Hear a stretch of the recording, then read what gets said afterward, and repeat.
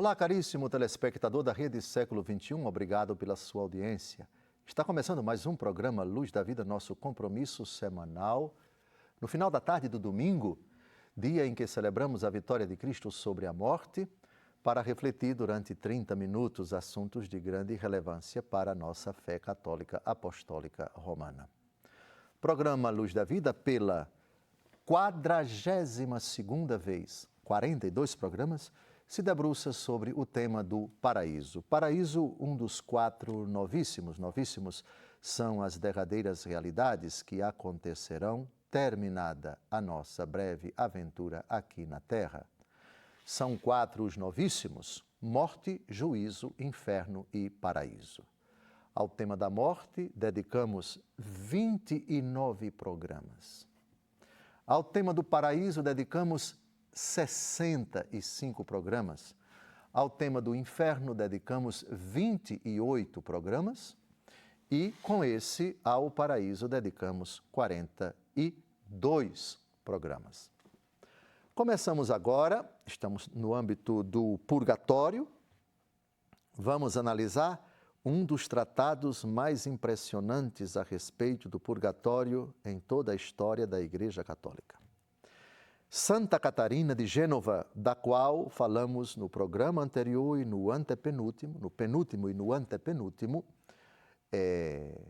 com o Papa Bento XVI, que dedicou no dia 12 de janeiro de 2011, na Praça de São Pedro, uma catequese sobre essa santa, citando explicitamente, fazendo alusão explicitamente a esse tratado que foi o resultado das visões que Santa Catarina de Gênova teve a respeito do purgatório.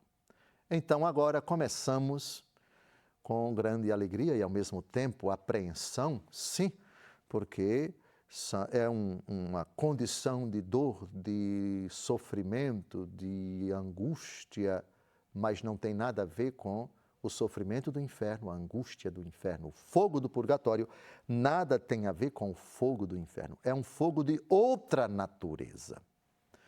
Com a palavra, o que nós vamos fazer é o seguinte: nós vamos ler e fazer breves comentários a vários parágrafos do tratado sobre o purgatório desta santa. Comecemos agora. Santa Catarina de Gênova, Tratado sobre o Purgatório. Tratado do Purgatório. Como Santa Catarina, em comparação com o fogo divino que sentia em seu coração e que purificava a sua alma, via interiormente e compreendia como estão as almas no purgatório, para que se purificassem antes de poder ser apresentadas diante de Deus na vida celestial. Portanto, aqui é a doutrina da Igreja, o que é o início do relato. Apresenta. Ninguém adentra na visão beatífica, ninguém entra no céu com algum vestígio de imperfeição. Nenhuma pena temporal dos pecados perdoados quanto à culpa, nenhum vestígio, nenhuma sequela de pecado pode adentrar no céu. Porque Deus é todo puro, todo santo, e no céu não há nenhum vestígio de imperfeição. A mínima imperfeição, o mínimo pecado, a mínima sequela de pecado. Depois, outra coisa importante aqui nessa introdução, como ela via interiormente. Você pode até dizer que Santa Catarina esteve no purgatório, mas no sentido impróprio, visão interior, você está aqui e Deus permite que passe, por assim dizer, pela sua cabeça uma realidade, uma espécie de filme, para usar uma expressão bem palatável, que todos possam compreender. Visão interior, isto é, ela entendeu, ela compreendeu, ela viu dentro do seu coração, auxiliada pela graça de Deus, essa realidade chamada purgatório. Ela viu, portanto, o purgatório. Agora vamos avançar com Santa Catarina de Gênova. Experiência do purgatório na Terra. Primeiro parágrafo. esta alma santa, vivendo ainda em carne, se encontrava posta no purgatório do fogo do divino amor, que a queimava inteira e a purificava de quanto nela tinha que ser purificada, a fim de que, passando desta vida, pudesse ser apresentada na doce presença de seu Deus amor. E compreendia em sua alma, por meio deste fogo amoroso, como estavam as almas dos fiéis no lugar do purgatório, para purgar toda mancha do pecado que nesta vida ainda não tivessem purgado. Assim como ela, colocada no purgatório amoroso do fogo divino, estava unida a este divino amor e alegre com tudo aquilo que este amor nela operava, assim entendia sobre as almas que estão no purgatório. Aqui algo que alguns podem até ficar chocados. Amor que queima? Sim, o amor que a queimava inteira e a purificava. Como é que o amor pode queimar? Como é que o amor pode purificar? A combustão em determinados minerais, ela é fundamental para tirar a ferrugem. Pensemos, por exemplo, uma grade, no muro, numa janela, que ela está, digamos assim, com bastante ferrugem. E aquela ferrugem já assumiu uma certa, está encorpada, como se fossem protuberâncias.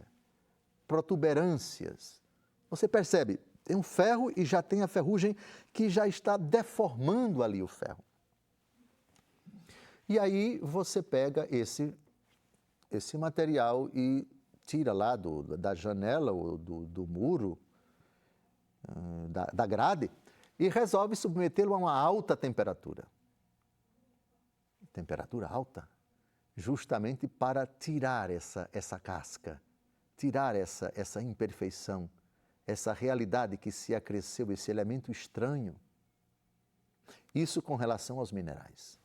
Agora vamos no nosso relacionamento com as pessoas. O pai que ama profundamente o filho, que está cometendo desatinos, que está desobedecendo, que não está cumprindo com suas obrigações, e ele decide justamente dar um certo, digamos assim, uma certa privação.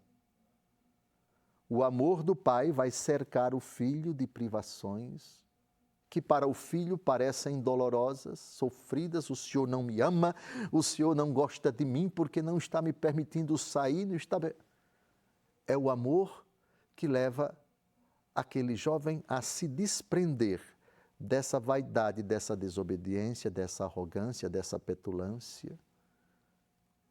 O amor que purifica, o amor que queima, o amor que abrasa. A ideia de um amor que só paparica, que só coloca a mão na cabeça e dá cheiros e cafunés e abraços e denguinhos e diz coisinhas bonitas para a pessoa amada, eu não estou dizendo que isso às vezes não possa ser feito, até deve ser feito, por favor, mas tudo de forma comedida para não transformar a pessoa amada num dengoso, num filhinho de papai que acha que tem o pai na mão porque o pai é louco, gamado, apaixonado por ele. Não, mas certas expressões de carinho, de afago, de colocar, de beijar, de dizer coisas bonitas, isso também às vezes traduz o autêntico amor. Mas um amor que só se traduz dessa forma não é amor, sobretudo quando há imperfeições, há determinadas cascas, há determinadas crostras, há determinados, digamos assim, elementos que precisam ser tirados do corpo e da alma também da pessoa amada. O amor que queima, o amor que purifica. Portanto, o fogo do purgatório é o amor de Deus que abrasa, que envolve. Aquele que partiu para a eternidade na amizade com Deus, mas ainda com certas imperfeições. E são tantas. Imaginemos uma pessoa que ceifou dezenas de vidas. centenas de vidas. Ou assassinando pessoas, ou então desviando o dinheiro que deveria ser para essas pessoas e trouxe fome, miséria, sofrimento para elas. Arrependeu-se em um determinado momento da vida. Pediu sinceramente perdão a Deus e o amor de Deus com relação à culpa, perdoou. Mas e as sequelas? As consequências do pecado? Elas não foram purificadas, não foram reparadas nessa vida. E ele partiu com esses efeitos. Atenção, a expressão ela é tão bonita. Mancha do pecado. Uma coisa é o pecado, outra coisa é a mancha do pecado. Não tem pecado, mas tem, digamos assim, a ferida. É visível ali. As sequelas, ele não reparou. As injustiças que decorreram do seu pecado não foram reparadas. O amor de Deus, então, vai abrasá-lo. Você chegou aqui em amizade comigo, mas trouxe essas manchas. E o meu amor vai abrasá-lo. E esse amor faz sofrer.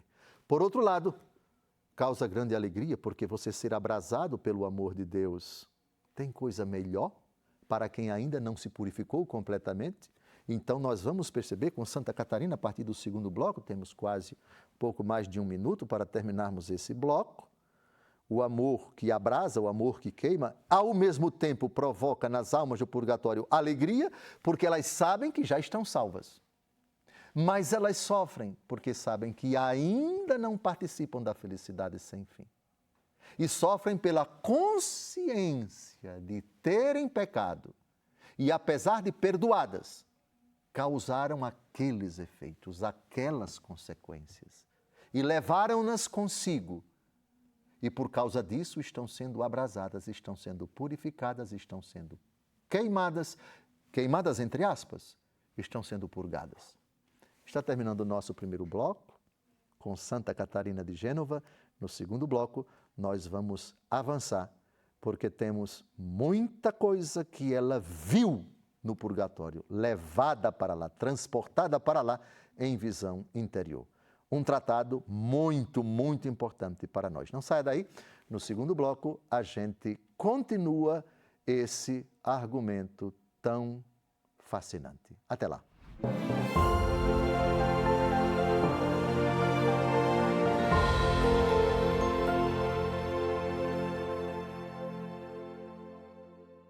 Olá, caríssimo telespectador da Rede Século XXI, obrigado por ter permanecido conosco.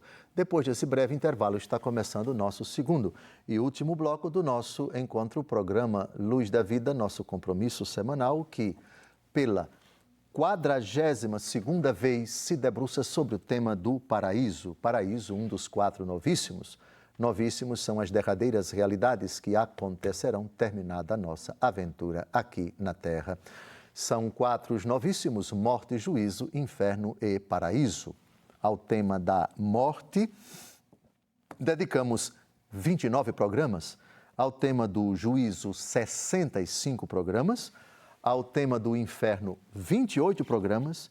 E ao tema do paraíso, com esse 42 programas. Até agora, já estamos com 163 programas sobre os novíssimos. Modéstia à parte, uma catequese riquíssima sobre o último artigo do credo, creio na vida eterna. Agora vamos continuar com Santa Catarina de Gênova, a santa do século XV que teve o privilégio de ter visões a respeito do purgatório. Ela escreveu um tratado, o Tratado do Purgatório. Ela, em visão, esteve no purgatório.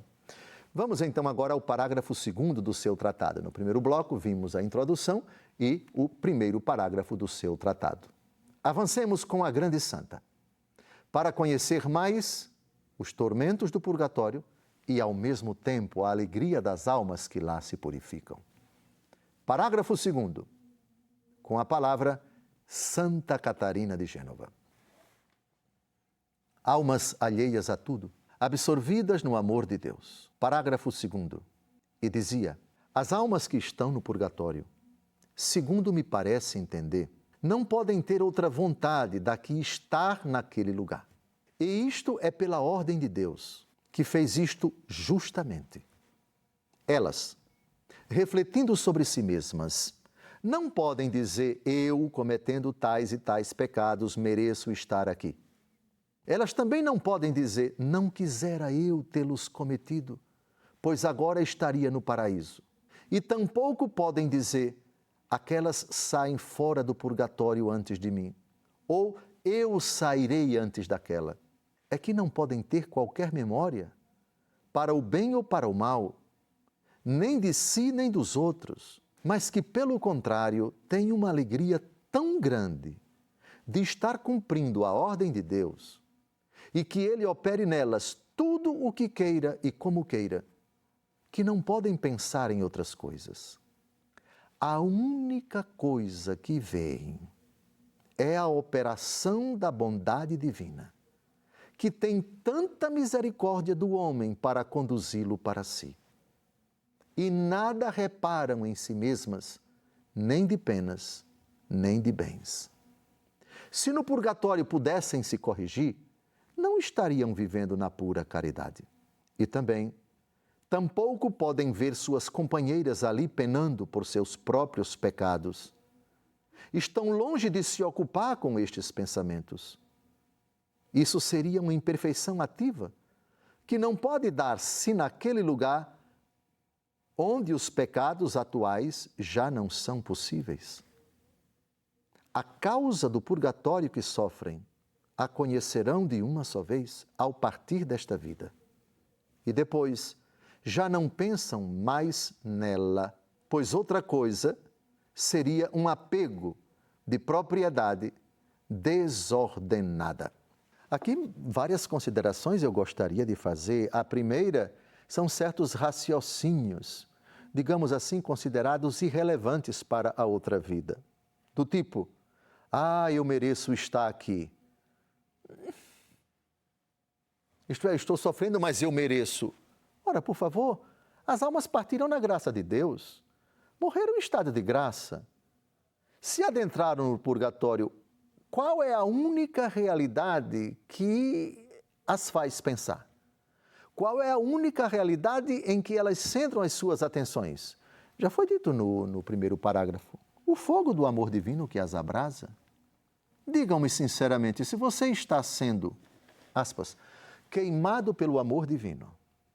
É verdade, nós vamos falar mais para frente que elas sofrem tremendamente, seja pelos pecados que cometeram e que causaram consequências das quais elas não se libertaram, isso causa um sofrimento, portanto, olhando para a vida presente, e olhando também para a eternidade. Você saber que a felicidade sem fim, você ainda não participa dela, deixou esta vida, mas ainda não pode participar plenamente da vida de Deus. Causa ou não causa sofrimento? Sim? Vamos ver depois em que consiste o sofrimento das almas do purgatório.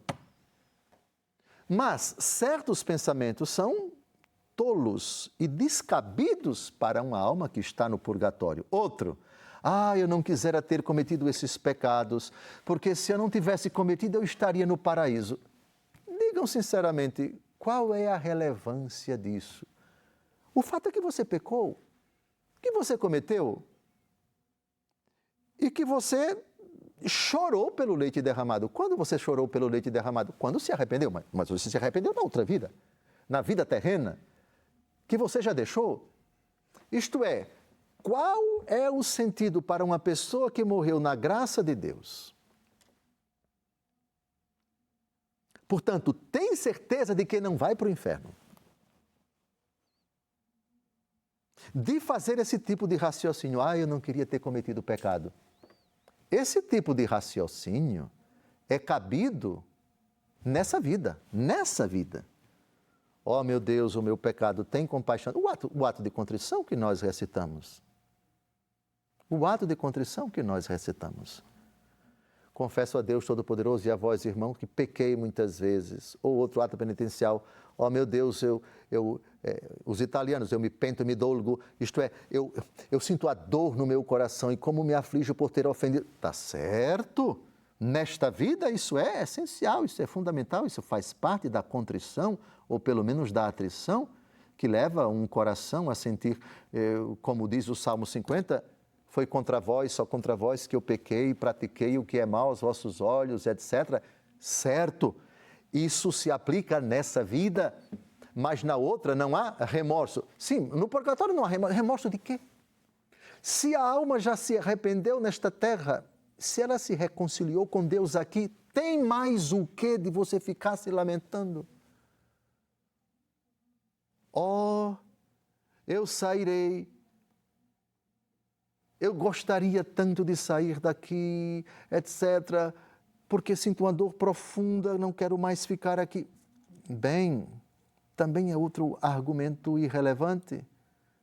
Se você está aí, é porque você está sendo purificado pelo amor de Deus, porque há manchas de pecado com as quais você partiu para outra vida.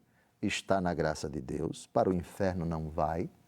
Mas esse tipo de raciocínio não existe entre as almas do purgatório, de chorar pelo leite derramado, de se lamentar, de se doer. Doer por causa de quê? Não dos pecados. Mas você não já se arrependeu dos pecados? É, portanto, de plena justiça, é consonante com o amor de Deus essa purificação, esse expurgo, esse abrasamento do amor de Deus dessas almas. Portanto, certos pensamentos não se aplicam às almas do purgatório. Depois, elas não estão preocupadas em olhar a outra alma purificada e se comparar com elas, eu queria que esta saísse daqui do purgatório antes que eu, ou eu gostaria de sair antes que ela. Essa noção de comparação também não existe, segundo Santa Catarina. Ou seja, o centro das atenções de quem está sendo purificado no purgatório é o amor de Deus. Sim, é verdade, quem parte com a consciência de que se está ali, está porque cometeu pecados, mas se arrependeu deles antes de partir para a eternidade. Morreu reconciliado com Deus. E se está ali é porque se purifica não de pecados cometidos. Os pecados cometidos já foram perdoados nesta terra. Estão ali porque é de justiça e consonância com o amor de Deus que abrasa as sequelas do pecado, as manchas do pecado, as feridas que ainda evidenciam ali houve uma mancha, ali houve uma mácula, mas essas manchas não desapareceram. Essas manchas, essas nódoas, essas sequelas não desapareceram. Portanto, essa ideia de que uma está olhando para a outra, de que uma está se comparando com a outra, não existe no purgatório. É a alma abrasada, envolvida, sendo queimada, sendo purificada pelo fogo do amor divino, e ela só pensa no amor divino. Lembram da frase que um dos ladrões, o que acabou se arrependendo, disse para o outro, os dois crucificados, um de um lado e outro do outro, de Jesus? Ele disse: quanto a nós, é de justiça que estejamos aqui. Mas esse não cometeu pecado. Pois bem, me permitam fazer uma adaptação da frase de São Dimas. Segundo a tradição, São Dimas foi quem disse isso para o outro que continuou blasfemando Nosso Senhor. É de justiça. O amor de Deus é justo consigo. O amor de Deus é incompatível com qualquer vestígio, com qualquer sequela do pecado. E as almas têm consciência disso, as que se purificam não reclamam, mas sofrem profundamente porque têm uma consciência tremenda de que os pecados, por menores que sejam, trazem, ainda que sejam menores, mínimas sequelas, e a mínima imperfeição na alma, exige que o amor de Deus queime, purifique essas manchas. Eu vou dar um exemplo, não se assuste. Fulana tomou banho. e se aprontou e passou mais tempo do que o devido, o esperado para quem acaba de tomar banho, e ficou se contemplando, e ficou sonhando com a vaidade, com a beleza do seu pecado grave? Não. Ainda que você se arrependa, peça perdão a Deus desse pecado e Deus vai perdoar você. Esse pecado levezinho, essa pequena vaidade, pequena preguiça, sei lá, deixou sequelas. Mas esse é tão pouco comparado com tantos outros pecados. Não importa, porque o amor de Deus exige que essas sequelas tão pequenininhas sejam reparadas, sejam purificadas. E com elas no céu você não entra. Está terminando mais um encontro, o programa Luz da Vida. Desejo a você uma semana abençoada. No próximo domingo, se Deus quiser, pela 43ª vez, continuaremos a tratar do paraíso no enfoque do purgatório. Um grande abraço, até o próximo domingo, se Deus quiser.